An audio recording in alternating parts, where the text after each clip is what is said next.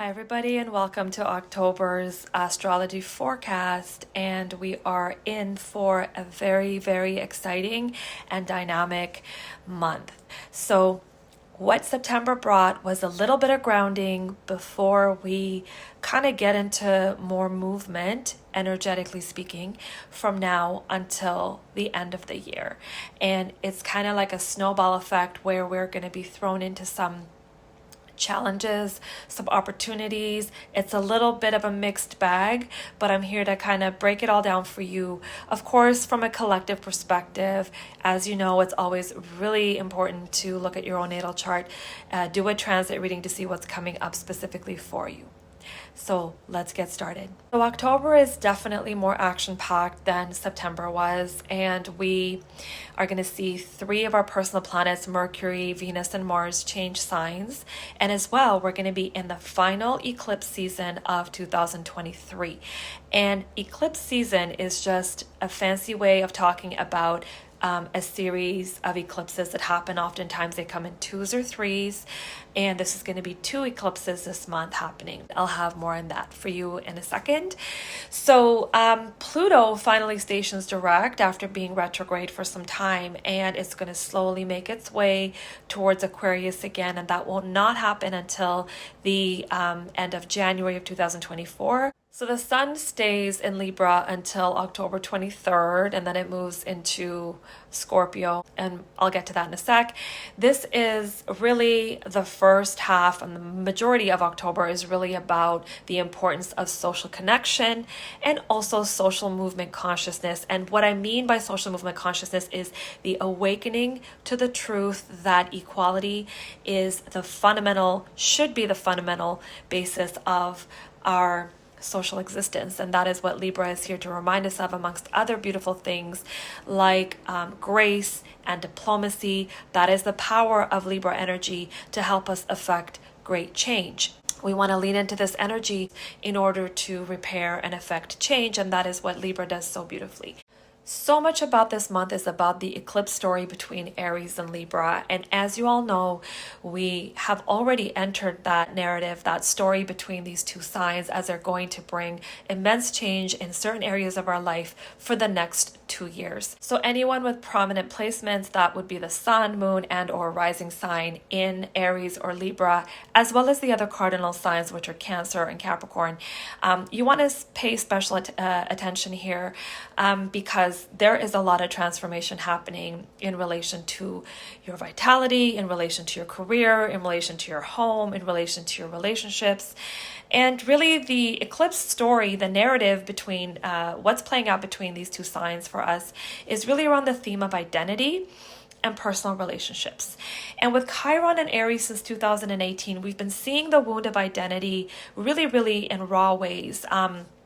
Of us trying to cultivate a sense of belonging, fight for our right to exist. We've seen the importance of asserting identity over the last few years, and this is only going to intensify with these eclipses. And on a personal level, these eclipses in Aries and Libra are really highlighting a much needed balance between assertiveness and compromise in our life. We're being nudged to cultivate a healthy balance between our individual needs and the needs of those that are close to us. So whether that be our partner, children, parent, and so on and so forth. Eclipses can often really disrupt a delicate balance in our life, especially in this case in our certain relationships. So if you're already feeling a bit unstable or rocky in connection to someone else, like a partner or so on and so forth, tread carefully this month as issues may come to a head. So the solar eclipse in Libra happens on October 14th, and it's followed by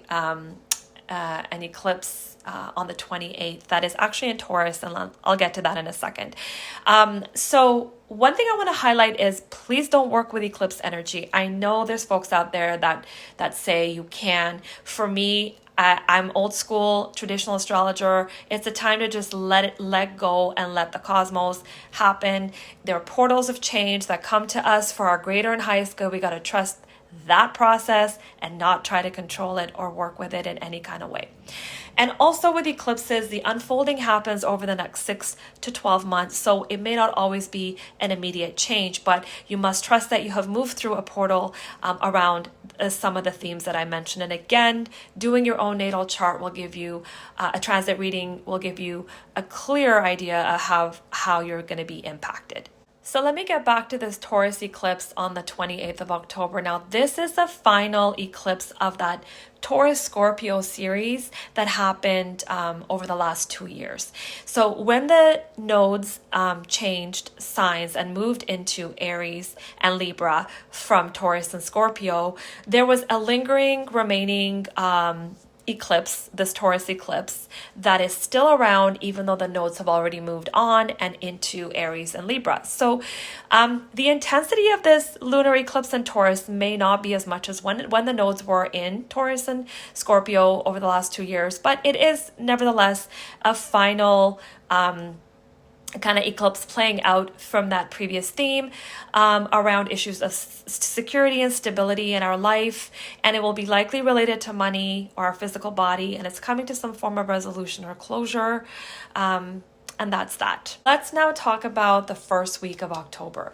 It's a Mercury type of week where Mercury's making an opposition to the planet Neptune on the 2nd, a trine to Pluto on the 3rd, and it changes signs into Libra on the 4th.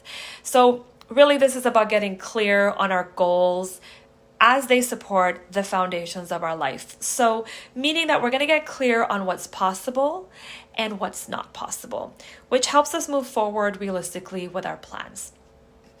The second week of October and moving onwards right up to the end, we're going to have majorly dynamic energies. A lot of energy shifts are going to be happening. So that second week of October holds the solar eclipse that I was talking about. And honestly, I feel like this, and along with other planetary connections that are happening, this may be a tougher week emotionally. So if for those that know tarot will understand when I say that this is going to feel like the Tower card a little bit.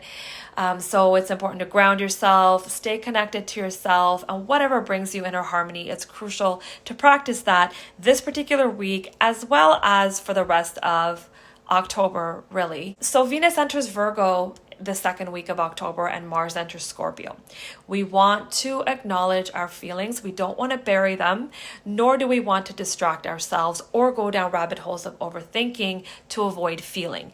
So this is a great week if it's available to you to get into your body, whether it's dance, exercise, yoga, if that's possible. The final half of October remains just as emotionally intense, even volatile for some folks. If you want to bury those feelings, as I mentioned, it may feel volatile. So we're going to be moving into Scorpio energy with both Mercury and the Sun there on the 22nd and 23rd respectively.